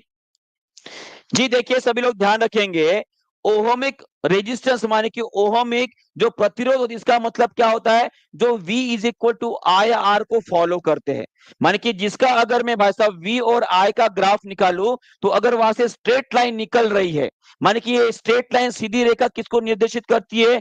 रेजिस्टेंस माने कि प्रतिरोध को निर्देशित करती है, बराबर है। और इस तरह से ग्राफ किसी का निकल रहा है तो उसे बोलेंगे हम ओहमिक रेजिस्टेंस। क्या बोलेंगे? ओहमिक रेजिस्टेंस बोलेंगे, माने कि हम बोलेंगे ओहमिक प्रतिरोध बोलेंगे। जो इसे फॉलो नहीं करता है वो रहेगा आपका नॉन ओहमिक। तो इसका आंसर क्या रहेगा जी? इसका देखिए, इसका ऑप्शन जो है मैंने आपको, देखो ये आपका ओहमिक लॉ में हमने ये पढ़ा था कि भाई साहब सीधी रेखा निकलनी चाहिए आपकी रेजिस्टेंस माने कि प्रतिरोध की। पर जो नॉन ओहमिक होता है भाई साहब, देखिए इसका क्या होता है, ये रेजिस्टेंस सीधा जाएगा फिर मुड़ जाएगा। इसका मतलब क्या है? जैसे जैसे आपका तापमान बढ़ेगा, उसी तरह से आपका रेजिस्टेंस भी बढ़ते जाता है, और उसी की वजह से आपका ग्राफ जो है मुड़ जाता है वी की तरफ। ठीक है जी, ये होती है आपकी नॉन ओहिमिक रेजिस्टेंस। क्लियर है? चलिए आगे बढ़ते हैं। नेक्स्ट क्वेश्चन आप सभी के लिए रहा, store house of the malaria. देखिए मलेरिया के बारे में हमने पढ़ा था, और आपको यह भी बताया था कि मलेरिया की जो परजीवी होते हैं भाई साहब, वो कहां पे रहते हैं जी? वो रहते हैं आपके लीवर के ऊपर अटैक करते हैं। किसके ऊपर? लीवर के ऊपर अटैक करते हैं, ये भी हमने पढ़ा है, बराबर है। और लीवर में भाई साहब मलेरिया के परजीवी जमा हो जाते हैं, और ये किसके ऊपर अटैक करते हैं? ये अटैक करते हैं आपकी आरबीसी के ऊपर, जिसे हम लाल रक्त कोशिकाएं बोलते हैं, बराबर है। आरबीसी के ऊपर अटैक करेंगे, उसको खाएंगे, और उसी के वजह से मलेरिया में आपको ठंड लगती है। ठंड लग के भाई साहब बुखार आता है। क्यों? क्योंकि आपकी आरबीसी कम हो जाती है, और आरबीसी कम हो गई मतलब हीमोग्लोबिन कम हो गया, और हीमोग्लोबिन कम हो गया मतलब ऑक्सीजन कम हो गया। और अगर हमारे शरीर में ऑक्सीजन कम हो जाएगा, इसका मतलब क्या है? हमारे शरीर में ऊर्जा कम बनेगी, और हमें ठंड लगने लगेगी। क्लियर हो गया है? क्लियर हो गया है? बहुत बढ़िया। चलिए ये देखिए, ये डायग्राम मैंने एक्सप्लेन की थी, लीवर में जमा होते पैरासाइट आपके मच्छर के, ठीक है। चलिए, ये और मलेरिया के बारे में देखिए, तो मलेरिया किसके वजह से होता है जी? ये होता है आपका प्रोटोजोआ के वजह से, और उसका नाम क्या है? Plasmodium vivax. सभी लोग कमेंट बॉक्स में लिखेंगे, सभी लोग कमेंट बॉक्स में लिखेंगे, इसका होता है प्लाज्मोडियम, प्लाज्मोडियम विवेक्स नाम का जो प्रोटोजोआ होता है भाई साहब, परजीवी होता है, उसके वजह से उसके वजह से आपको मलेरिया होता है। और ये भाई साहब लीवर के ऊपर अटैक करता है, वहां पे जाके जमा हो जाता है, और उसकी दवाई भी आपको मैंने बताई थी, क्यूनिन और क्लोरोक्विनिन। क्लियर है? सभी लोग मुझे बताएंगे, अगर आपको याद आ रहा है, ये क्यूनिन नाम की जो भाई साहब औषधि है, ये कौन से पौधे से मिलती है? चलिए, क्यूनिन नाम की जो औषधि होती है, जो मलेरिया के ऊपर काम करती है, वो कौन से पौधे से हमें मिलती है? चलिए बताइए, देखते हैं इसका आंसर कौन करता है। सभी लोग इसका आंसर करेंगे, जिसका आंसर क्या रहेगा? चलिए बताइए। बहुत बढ़िया, बहुत बढ़िया दीपा जी। देखिए, दीपा जी को पूरा याद है, उन्होंने आंसर भी इतने गम भरे माहौल में सभी उन्होंने आंसर दे दिया है, सिंकोना। सिंकोना नाम का जो पौधा है भाई साहब, उससे हम मलेरिया की औषधि बना सकते हैं, क्विनिन नाम की। बहुत बढ़िया, बहुत बढ़िया। चलिए आगे बढ़ते हैं, और इसकी वैक्सीन भी आपको याद रखनी है। भलाई साइंस में ना पूछी जाए, पर हो सकता है कि आपके जीएस में जो जनरल नॉलेज के क्वेश्चन आते हैं भाई साहब, वहां पे पूछा जाए, तो इसका आंसर आपका मॉस्क्यूरेक्स रहेगा। मॉस्क्यूरेक्स ये पहली है वैक्सीन, किसके ऊपर की जी? मलेरिया के ऊपर की। क्लियर है? क्लियर है? बहुत बढ़िया। चलिए आगे बढ़ते हैं। ये मच्छर की वजह से होने वाले पूरी की पूरी डिसीज चार्ट भी है, ये भी आपको याद रखना है। ये चार्ट मैं टेलीग्राम चैनल के भी ऊपर डाल दिया था, ठीक है। जो बच्चा टेलीग्राम चैनल को ज्वाइन कर चुका है, उनको सभी को पता है। चलिए बताइए, बल्ब जो होते हैं भाई साहब, जो रास्ते पे लगाए देते हैं भाई साहब, वो किस तरह से जुड़े हुए होते हैं? उनका जोड़ क्या होता है? उनका कनेक्शन किस तरह से होता है? चलिए बताइए, इसका आंसर क्या रहेगा? तुम्हें जी, अगर आपको तैयारी करनी है 4.0 की जबरदस्त तरीके से, जैसे कि मैंने आपको बोला है 50% ऑफर चल रहा है, और साथ में अगर बीपीएससी टीआरई 4.0 में आप टॉप 100 में आ रहे हो, तो भाई साहब आपकी पूरी की पूरी फीस वापस कर देंगे, और साथ में आपको और भी गिफ्ट मिलने वाले टीचिंग परीक्षा की ओर से। ये लालच नहीं है, ये आपको मोटिवेट करने की तैयारी कर रहे हैं। जब तक कुछ मिलता नहीं भाई साहब, आप बताओ तैयारी क्यों कर रहे हो? क्योंकि आपका जीवन जो है आने वाला, जो आगे जीवन आने वाला है, वो सुखी रहे, अच्छा बीते, कोई टेंशन ना रहे, इसी के लिए तैयारी करे हो। माने कि वहां पे तो कुछ ना कुछ लालच छुपा है, हमें पता है भाई साहब, इसी के लिए हमने ये दे दिया है कि करो तैयारी अभी। कम से कम वहां से नहीं तो कम से कम यहां से मोटिवेशन आ जाएगा आप सभी को। जी बिल्कुल। चलिए आंसर करेंगे इसका। आंसर क्या था इसका बताओ? इसका रहेगा आपका पैरेलल। सभी ने इसका आंसर कर दिया है, पैरेलल, माने कि समांतर क्रम में रहेंगे। कैसे रहेंगे? समांतर क्रम में रहता है, बराबर है। चलिए, सब कुछ पढ़ा देंगे, थ्योरी भी रहेंगी, न्यूमेरिकल रहेंगे, सभी कुछ रहता है। सिर्फ थ्योरी थोड़ी पढ़ेंगे वहां पे भाई साहब, ठीक है। जी जी बिल्कुल एक्सप्लेन कर देंगे जी। चलिए इसका आंसर क्या रहेगा? सभी ने टिक कर दिया है, पैरेलल में रहते हैं। क्योंकि पैरेलल में क्यों होता है, देखिए एक छोटा सा एग्जांपल यहाँ पे मैंने दिया है। देखिए, ये बैटरी से जुड़ा हुआ डायरेक्टली एक आपको बल्ब दिखाई दे रहा है, उसकी रोशनी की तरफ आप ध्यान दीजिए, रोशनी देखिए कैसे उज्जवल दिखाई दे रही है यहाँ पे। वही अगर उसको भाई साहब दो बल्ब लगा दूं, ये कैसे लगे? सीरीज में लगे हैं, बराबर है। उसकी रोशनी देखिए कितनी कम है, और यही अगर मैंने पैरेलल में लगा दिया भाई साहब, उसकी रोशनी देखिए कितनी ज्यादा है। तो ये एक रीजन होता है कि जो हमारे घर में जो हम बिजली इस्तेमाल करते हैं, और हमारे घर के जो सभी के सभी डिवाइसेस लगे होते हैं, वो भी समांतर जुड़े हुए होते हैं, पैरेलल में जुड़े होते हैं। ये भी आपको याद रखना है। क्लियर है जी? क्लियर हो गया सभी को? चलिए आगे बढ़ते हैं। नेक्स्ट क्वेश्चन आप सभी के लिए, देखिए इसका आंसर कौन करता है। चलिए इसका आंसर करेंगे सभी लोग। 9 to 10 का कट ऑफ कम जाएगा, मैं आपको बता रहा हूं। 6 to 8 वाला कट ऑफ जो है वो ज्यादा जाने वाला है। 6 to 8 वाला कट ऑफ ज्यादा जाएगा, मैं फिर से बता रहा हूँ। 6 to 8 का कट ऑफ जो है वो ज्यादा जाने वाला है, और 1 to 5 का कट ऑफ जो है भाई साहब वो कम आने वाला है। और उसके साथ साथ 9 to 10 का कट ऑफ भी आपका कम आएगा, ठीक है। ज्यादा जाएगा, ये ध्यान में रखियो, ये ध्यान में रखियो मैंने क्या बोला था। जी, बहुत बढ़िया। चलिए, देखिए कट ऑफ का अंदेशा मैं नहीं लगा सकता हूं। जब कट ऑफ आएगा उस टाइम पे तो आपको दिख ही जाएगा। पर बस इतना बता सकता हूं कि किसका ज्यादा और किसका कम लग सकता है। जी बिल्कुल, इसका आंसर कर दिया जी। इसका भी आंसर आपका सीरीज रहेगा। क्या रहेगा? समांतर परिपथ, जिसे हम, जी हाँ, पैरेलल सर्किट रहेगा। ठीक है, चलिए नेक्स्ट क्वेश्चन आप सभी के लिए ये रहा। बताएंगे, which of the following body parts control the balance of the body. इसका जो क्वेश्चन का आंसर है, मैंने देते हुए उस टाइम पे शायद मेरे से गड़बड़ी हो गई थी। पर इसका आंसर जब एक बच्चे ने मुझे टैग करके लिखा था, ठीक है, कि सर कान जो है वो भी मदद करता है आपके बॉडी बैलेंस को। ठीक है, उसको शायद मैंने उस टाइम पे हंसी में ले लिया था। पर उसे मैं सॉरी बोलना चाहूंगा, क्योंकि जब मैंने एनसीईआरटी पूरी छान मारी भाई साहब, तो 10वीं के एनसीईआरटी में आपको लिखा है कि हमारे कान जो है भाई साहब, ये भी बॉडी बैलेंस के लिए मदद करते हैं। ये भी आपके बॉडी बैलेंस के लिए मदद करते हैं। और आपका ये क्वेश्चन तो मैंने जैसे कि वैसा टेलीग्राम के ऊपर डाल दिया था। माने कि इसका आंसर आपका ए और बी, माने कि आपका आंसर ऑप्शन नंबर डी था। ऑप्शन नंबर डी था। जी हाँ, कान भी मदद करते हैं। मैं उस बच्चे से एक्सट्रीमली सॉरी बोलना चाहूंगा कि उस बच्चे ने मैंने मुझे बताया था कि सर कान भी मदद करता है। जी हाँ, और एनसीईआरटी के 10वीं में दिया भी है। जी बहुत बढ़िया। निकी कुमार जी, वो मेरा सही है। बहुत बहुत कॉन्ग्रेचुलेशन आप सभी का।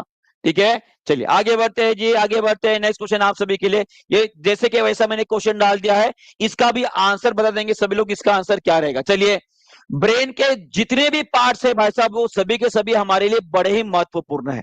आपको बता दूंगा, इसके ऊपर क्वेश्चन हर साल आता है और आता रहेगा। ब्रेन के जितने भी पार्ट्स है भाई साहब, सभी के सभी हमारे इंपॉर्टेंट रहेगा।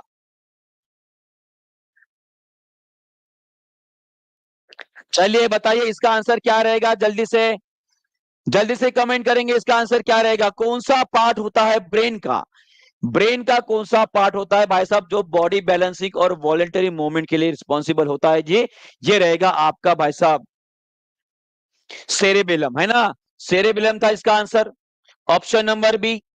क्लियर है? चलिए, ये देखिए सभी के सभी पार्ट्स मैंने यहाँ पे डाल दिया है। और देखिए ये एनसीईआरटी का जो भाई साहब चार्ट है, मैंने यहाँ पे लगा दिया है। और यहाँ पे लिखा है साफ साफ तौर पर, जो हमारे काम होते हैं, कान होते हैं भाई साहब, दो प्रकार के फंक्शन करते हैं।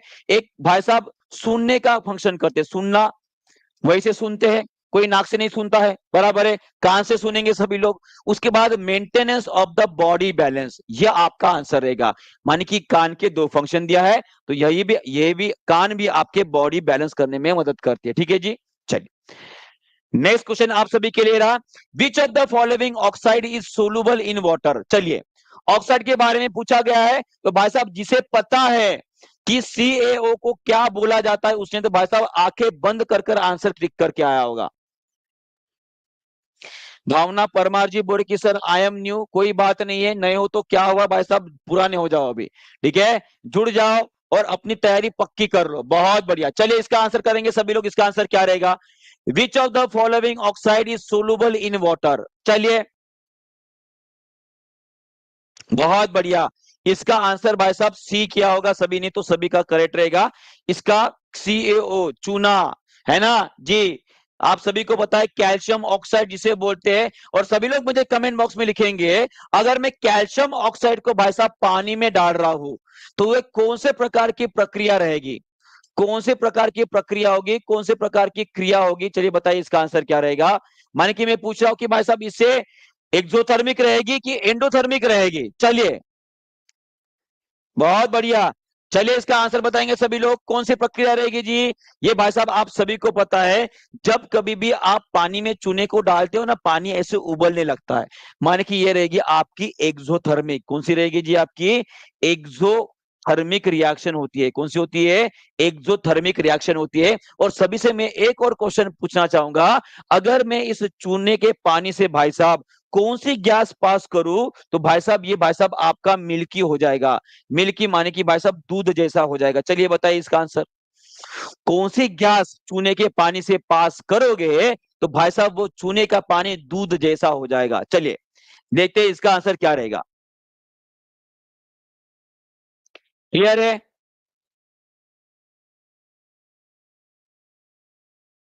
सभी लोग आंसर करेंगे इसका? बहुत बढ़िया। इसका आंसर रहेगा CO2 और सभी लोगों ने सही उत्तर दिया है।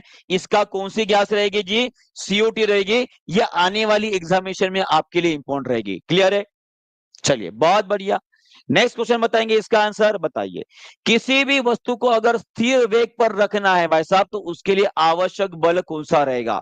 चलिए बताइए इसका आंसर सभी ने क्या किया है। आप सभी को पता है कि किसी चीज के ऊपर अगर आप ऊपर से बल लगा रहे हो, ऊपर से फोर्स लगा रहे हो, तो ये चीज इस डायरेक्शन में जाएगी, इस दिशा में चली जाएगी। इस दिशा में लगा रहे हो फोर्स, तो भाई साहब इस दिशा में चली जाएगी। कहने का मतलब क्या है? जिस दिशा में आप बल लगाओगे, जो वस्तु है उसी दिशा में हो लेगी। माने कि अगर भाई साहब उसे कंटिन्यूस चलना है, तो भाई साहब उसी दिशा में नेट फोर्स लगना चाहिए। तो आपका आंसर रहेगा आपका शुद्ध बल, जिसे हम ट्रू फोर्स भी बोलते हैं। ट्रू फोर्स बोलते हैं या भाई साहब नेट फोर्स बोलते हैं। ये भी आपको याद रखना है। क्लियर है? चलिए, बहुत बढ़िया। और बताएंगे सभी लोग ये भाई साहब कौन सा नियम है? ये कौन सा नियम है न्यूटन का? न्यूटन का गति का कौन सा नियम है? चलिए सभी लोग बताएंगे कौन सा नियम है। कोई चीज अगर भाई साहब चल रही है तो चलती ही रहेगी, कोई चीज अगर बैठी है तो भाई साहब बैठी ही रहेगी। कौन सा नियम है न्यूटन का? बताओ, जल्दी जल्दी आंसर करेंगे सभी लोग। बहुत बढ़िया। जिसे बोलते हैं हम लॉ ऑफ इनर्शिया। क्या बोलते हैं? लॉ ऑफ इनर्शिया बोलते हैं, माने कि जड़त्व का नियम बोलते हैं। क्या बोलते हैं? जड़त्व का नियम बोलते हैं। और इस जड़त्व के नियम को भाई साहब हम फर्स्ट लॉ बोलते हैं, पहला नियम। भाई साहब कौन सा नियम? पहला नियम। बहुत बढ़िया। अब देखिए कंटिन्यूस आया है क्वेश्चन, पहले नियम पे और दूसरे नियम पे भी क्वेश्चन आया है, बराबर है। अब आपके लिए जो तीसरा नियम है भाई साहब वो इंपॉर्टेंट रहेगा। तो सभी लोग मुझे बताएंगे, जो न्यूटन का तीसरा नियम है, जो न्यूटन का तीसरा नियम है, वो नियम बताएंगे वह सब उस नियम में उसने क्या बोला है। चलिए बताइए सभी लोग, इसका आंसर करेंगे सभी लोग। जो न्यूटन का तीसरा नियम है भाई साहब, उसका स्टेटमेंट क्या है? इसमें बोलते हैं हम, every action there is a equal and opposite reaction. Action और रिएक्शन, एक्शन और रिएक्शन मिलता है वहां पे, ठीक है। जितना ज्यादा फोर्स लगाओगे भाई साहब उतना ही फोर्स आप पे भी लगेगा। ये बोलते हैं आपके न्यूटन बाबा जी, न्यूटन बाबा जी, ठीक है। चलिए ये देखिए मैंने क्वेश्चन लिया था, अब छोड़ दो, कितना पढ़ाऊंगा कितना प्रूफ डालूंगा। हाँ चलिए बताइए इसका आंसर बताएंगे। असंतृप्त हाइड्रोकार्बन जिसे हम बोलते हैं, बताओ इसका आंसर क्या रहेगा? इसका आंसर क्या रहेगा? असंतृप्त हाइड्रोकार्बन। चलिए बताइए।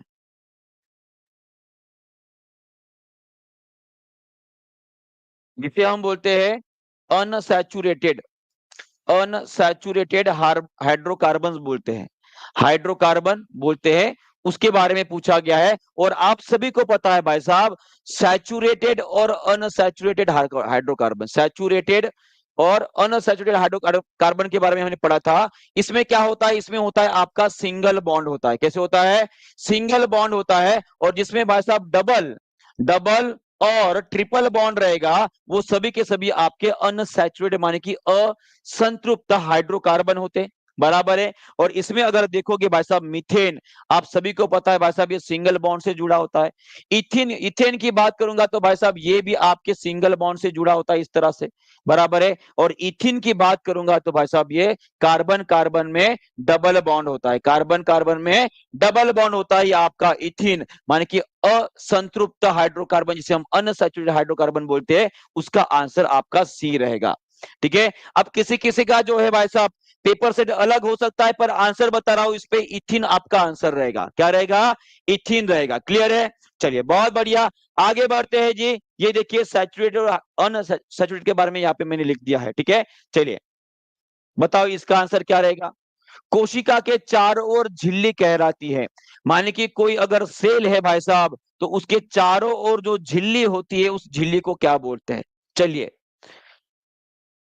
अब यहां पे देखिए उसने स्पेशली एनिमल नहीं बोला है, जंतु नहीं बोला है, और ना ही उसने पादप बोला है, माने कि ना ही उसने प्लांट्स के बारे में बोला है, तो इसका आंसर हमें कॉमन देना है। और कॉमन में आपका आंसर क्या रहेगा जी? उसका आंसर रहेगा आपकी भाई साहब प्लाज्मा झिल्ली, प्लाज्मा मेम्ब्रेन। क्या बोलेंगे हम?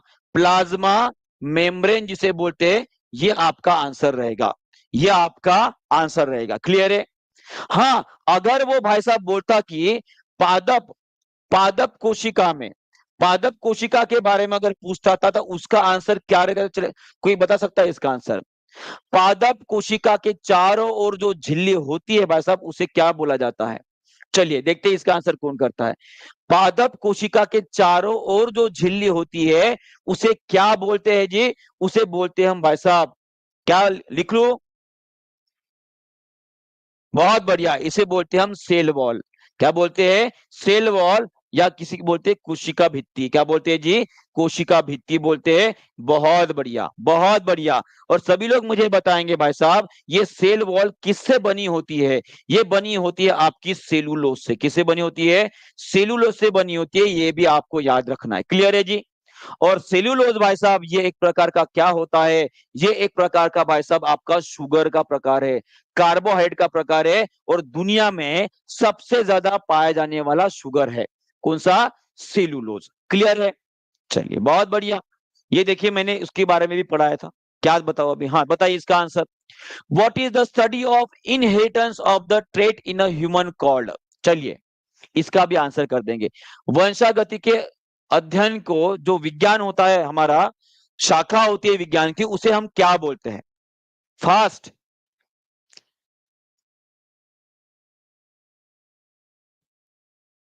चलो कोई बात नहीं। और मुझे लगता है इसका आंसर सभी ने किया होगा जी। इसका आंसर आपका जेनेटिक्स रहेगा। क्या रहेगा? वंशागति रहेगा। और बाकी के भी ऑप्शन आपको पता है, ठीक है? और देखिए सेम टू सेम मैंने क्वेश्चन लिया था। अब बताओ इसका आंसर। तो भाई साहब ये मैथ्स का क्वेश्चन है। किसका क्वेश्चन है? मैथ्स का क्वेश्चन है। ये साइंस में पूछा गया था। किस में पूछा गया था? साइंस में पूछा गया था। बताओ इसका आंसर किसने क्या लिखा है? अगर कोई गाड़ी भाई साहब 4 घंटे में 200 किलोमीटर जा रही है, तो उसको भाई साहब औसत गति क्या रहेगी? बताओ। एक तो एकदम इजी क्वेश्चन था, मैथ्स का क्वेश्चन विज्ञान में पूछ लिया। बताओ भाई साहब, तो इसका आंसर क्या था आपका? ऑप्शन नंबर सी था। और सभी ने करेक्ट किया होगा। बहुत बढ़िया। झुबिया, शमीम जी, मैं आपका भी मैसेज देख रहा हूँ, सभी के मैसेज देख रहा हूँ। चलिए बताइए। नेक्स्ट क्वेश्चन आप सभी के लिए रहा, कार्बन डाइऑक्साइड, पानी और ऊर्जा के लिए पायरुवेट का विघटन। देखिए बताया मैंने। तो इस बार ग्लाइकोलिसिस के ऊपर भाई साहब 2 क्वेश्चन आए हैं। एक पूछा गया है कि ग्लाइकोलिसिस कहां पे होती है, और एक पूछा गया है कि पायरुवेट भाई साहब कहां पे होता है। तो यहाँ पे पूछा कि उसका विघटन कहां पे होता है। तो पायरुवेट का विघटन कहां पे होता है? चलिए बताइए इसका आंसर क्या रहेगा? बहुत बढ़िया, बहुत बढ़िया। बस कुछ ही क्वेश्चन रह गए जी, उसके बाद हो जाएगा अपना। बहुत बढ़िया। इसका आंसर सभी ने दे दिया होगा। इसका आंसर आपका माइटोकॉन्ड्रिया रहेगा। क्योंकि जो पायरुविक एसिड बनता है, पायरुविक एसिड बनता है, ये बाद में कहां पे जाता है? ये जाता है आपके माइटोकॉन्ड्रिया में जाता है। कहां पे जाता है? माइटोकॉन्ड्रिया में जाता है। और वहां पे आपकी क्रेब साइकिल क्या होती है जी? Krebs cycle. और भाई साहब आपके इलेक्ट्रॉन ट्रांसपोर्ट सिस्टम वाली जो साइकिल है, ये 2 सिस्टम वहां पे चलती है। वो यहाँ से 36 एटीपी बनते हैं। कहां पे? माइटोकॉन्ड्रिया में। और जो पायरुक का विघटन हो रहा है कहां पे होता है? ये साइटोप्लाज्म में। क्या पे होता है? साइटोप्लाज्म में भाई साहब वहां पे बनते 2 एटीपी। ये 36 + 2 टोटल कितने हो गए? 38 हो गए। ठीक है जी। प्रियंका श्रीवास्तव की बात सुन लिए सर जी एक बार? सुन तो रहा हूं, और कितनी सुनो बताओ। चलिए ये भी क्वेश्चन लिया था। बताओ इसका आंसर भी देखिए, एज इट इज क्वेश्चन आया था। बताओ इसका आंसर बताएंगे सभी लोग। द्रव्यमान नगण्य होता है, तो एकदम बच्चों वाला क्वेश्चन था।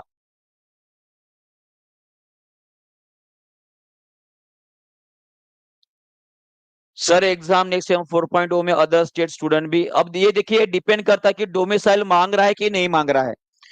बीपीएससी टीआरए 4.0 के लिए डोमिसाइल ये बहुत बड़ा फैक्टर होने वाला है। अगर डोमिसाइल लागू कर दिया तो अदर स्टेट वाले भाई साहब फॉर्म नहीं भर पाएंगे। बराबर है? और वही अगर भाई साहब लागू नहीं होता है तो अदर स्टेट वाले भी टीआरए 4.0 एग्जाम दे पाएंगे। क्लियर है? चलिए इसका आंसर रहेगा आपका इलेक्ट्रॉन। क्या आंसर रहेगा? इलेक्ट्रॉन रहेगा। चलिए फास्ट क्वेश्चन करा लेते हैं, फास्ट। और देखिए लगभग प्रोटॉन का मास जो होता है, प्रोटॉन का मास जो होता है वो लगभग 2000 गुना होता है आपके किसके, इलेक्ट्रॉन के मास के। इतने 2000 गुना ज्यादा होता है, 2000 टाइम्स ज्यादा होता है। यहाँ पे सीधा सीधा लिखा है, ठीक है, ये देखिए 2000 टाइम्स ज्यादा होता है। और यहाँ पे लिखा है कि इलेक्ट्रॉन का मास हम कैसे पकड़ते हैं, निग्लिजिबल पकड़ते हैं, नगण्य पकड़ते हैं, जीरो पकड़ते हैं। क्लियर है? चलिए सर 9 to 10 का साइंस का बैच क्यों नहीं है सर? अब देखिए बच्चों के इंक्वायरी जो आ रही है, बाकी हम देखेंगे कि 9 to 10 के लिए साइंस की बैच लॉन्च करनी है कि नहीं है। अगर बच्चे अगर ज्यादा इंक्वायरी करते तो वो भी लॉन्च कर देंगे, ठीक है जी। चलिए आगे बढ़ते हैं। निम्न में से ध्वनि की गति अधिकतम किसमें ज्यादा रहेगी? साउंड की स्पीड के बारे में पूछा गया है, तो भाई साहब जल्दी से इसका आंसर कर देंगे सभी लोग। साउंड की स्पीड सबसे ज्यादा कहां पे होती है? कहां पे होती है? ये होती है आपकी सॉलिड में। किस में होती है? सॉलिड में। उसके बाद होती है आपकी लिक्विड में, उसके बाद होती है आपकी गैस में। ये जिसको पता था भाई साहब उसने ये आंसर करके आ गया है, और जिसको ये नहीं पता था भाई साहब उसने पता नहीं क्या मार के आया है, इस्पात, जिसे हम क्या बोलते हैं, स्टील बोलते हैं। क्या बोलते हैं? स्टील बोलते हैं। ये भी आपको ध्यान में रखना है। बहुत बढ़िया, सभी ने आंसर दे दिया। साउंड कैन नॉट पास भाई साहब क्वेश्चन। देखिए खाद्य पदार्थों में डिब्बे जो टीन से लेपित होते हैं, ये जो झिंक से नहीं होते, इसका कारण क्या है? जो खाद्य पदार्थ के डिब्बे होते हैं भाई साहब, ये खाद्य पदार्थ का डब्बा है, डिब्बा है आपका, इसके अंदर जो है टीन के लेयर चढ़ी होती है, इस तरह से टीन की लेयर होती है। तो वहां पे पूछा गया कि ये टीन होता है, इसमें जिंक क्यों नहीं होता, ये पूछा गया है। बताइए इसका आंसर क्या लिखा आप सभी ने? बहुत बढ़िया, बहुत बढ़िया। इसका आंसर क्या रहेगा? बहुत बढ़िया, सभी लोगों ने आंसर कर दिया जी। इसका आंसर रहेगा बी।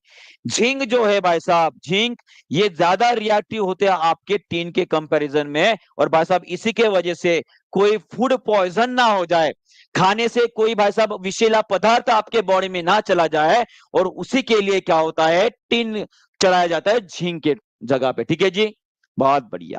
और कोई बता सकता है ये टीन यहाँ पे चढ़ाने के लिए कौन सी प्रोसेस, कौन सी प्रोसेस की मदद ली जाती है? कोई बता सकता है?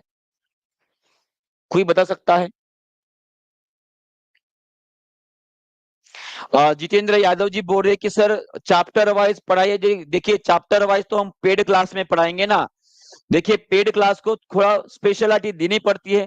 चैप्टर वाइज वहां पे थ्योरी कंप्लीट करते हैं, उनके न्यूमेरिकल कंप्लीट करते हैं, और साथ में पूरे के पूरे पीवाईक्यू भी लिया जाता है। और वाईटी के ऊपर चैप्टर वाइज नहीं पढ़ा सकेंगे ना, हाँ कोई इंपॉर्टेंट टॉपिक अगर है तो वाईटी के ऊपर हम जरूर लेंगे उसको। ठीक है जी, चलिए।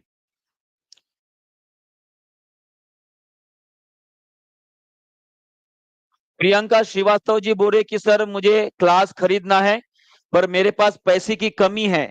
अब देखिए अगर आपको कोई प्रॉब्लम है तो आप जरूर हमारी टीचिंग परीक्षा की टेक्निकल टीम को कॉल कीजिएगा। वो आपका कॉल जो है हम दानिश सर के कानों तक जरूर पहुंचाएंगे। और आपने देखा भी होगा कोई दिव्यांग अगर है, कोई अपंग है जो ठीक से चल नहीं पाता है, बोल नहीं पाता है, उसमें कोई भी दिव्यांगता अगर है तो हमने देखा है कि 50% ऑफर वैसे भी चल रहा है, तो उसको एक्स्ट्रा ऑफर भी हम दे रहे हैं। लगभग 70 से 80% माने कि कौड़ियों के भाव में भाई साहब उनके लिए हम कोर्स दे रहे हैं। ठीक है, पर कुछ तो पैसे देना होगा, क्योंकि जब तक पैसे नहीं दोगे तो उसकी वैल्यू भी आपको समझ में नहीं आती है, बराबर है। अगर किसी को सच में प्रॉब्लम है पैसे का तो आप जरूर कॉल कीजिएगा, आपकी बात हम जरूर दानिश सर के पास पहुंचाएंगे। ठीक है जी, चलिए। जी बिल्कुल दे देंगे, जी बिल्कुल दे देंगे। चलिए नेक्स्ट क्वेश्चन आप सब देखिए, ये भी question as same to same, कोई भी डिफरेंस नहीं। अब बताओ कितने प्रूफ डालू, और कितने प्रूफ डालो? बाकी बाकी इंस्टीट्यूट वाले बोलेंगे कि सर क्या फेंक रहे हो। ऐसे ही कुछ कमेंट भी मैंने देखे थे, ठीक है, कमेंट भी देखे थे। मैं आप कैसे बताओ उनको कि भाई साहब मैंने पढ़ाया है, और पढ़ाया ही पूरे एग्जामिनेशन में आया है। बस कुछ 3-4 क्वेश्चन अगर छोड़ दिए भाई साहब जो एज इट इज नहीं, पर किसी दूसरे फॉर्म में पूछा गया है। क्लियर है? चलिए आगे बढ़ते हैं। ये भी हो गया। रिएक्टिविटी सीरीज आपको बोला कि इसकी बहुत ज्यादा इंपॉर्टेंट रहेगा। मैं फिर से बता रहा हूं, टीआरई 4.0 की अगर आप तैयारी कर रहे हो तो उनके लिए भी ये रिएक्टिविटी सीरीज बहुत ज्यादा इंपॉर्टेंट रहने वाली है, बहुत ज्यादा इंपॉर्टेंट रहने वाली है, आप सभी को बता रहा हूं। ठीक है, ये आप सभी को भाई साहब बहुत ज्यादा मदद करने वाली है। ठीक है जी। और जिन बच्चों को लगता है, जिन बच्चों को, जी हाँ, मौका मिलेगा, जरूर मौका मिलेगा। और जिनको चाहिए मौका, उनको अगर मारना है चौका, तो चौके लिए भाई साहब, चौके के लिए हमने बहुत बड़ा ऑफर आपके लिए यहाँ पे लगा के रखा है पहले से ही। आप सभी को पता है,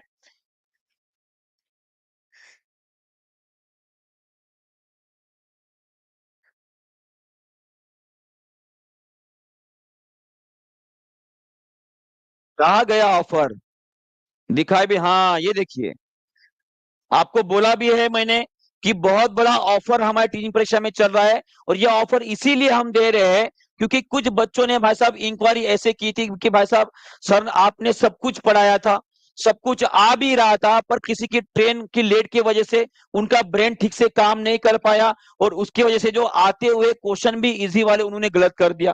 तो उन बच्चों का भी फायदा हो जाएगा, और कुछ नए बच्चे जो जुड़ना चाहेंगे हमारी टीचिंग परीक्षा के साथ, वो भी जुड़ पाएंगे।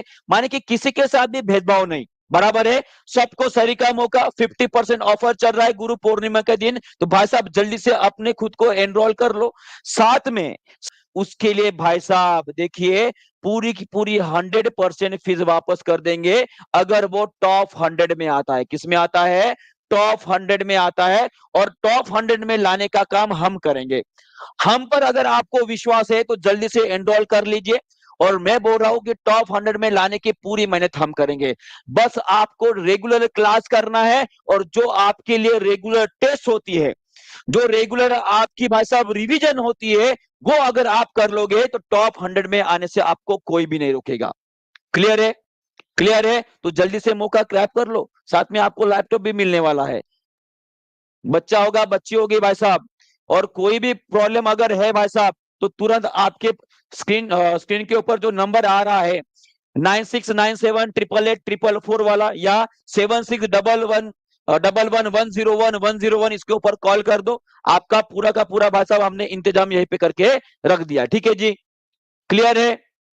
ठीक है, तो चलिए देखते हैं, थोड़ा सा समय हो गया है, तो बाकी के बचे हुए क्वेश्चन जो है मैं कल करवाऊंगा। ठीक है, और सभी लोगों को जो हमारा नोटिफिकेशन होता है यूट्यूब का भाई साहब, वहां पे कौन सी क्लास होने वाली है, कौन सी क्लास नहीं होने वाली है, कितना फीस है, प्लीज बताइए। ये फीस के बारे में बताइए, आपको टेक्निकल टीम बताएंगे भाई साहब, आप कॉल कीजिएगा, पूरी की पूरी फीस स्ट्रक्चर आपको बता देंगे। ठीक है जी, चलेगा?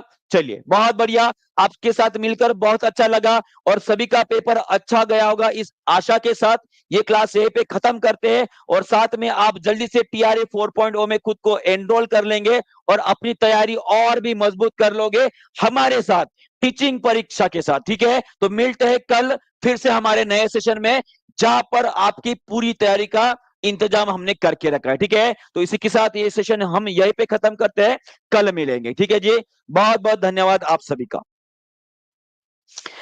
और जल्दी से एनरोल कर लो, मौका नहीं मिलने वाला है, इसके बाद तो चला गया है वो। ठीक है, चलिए।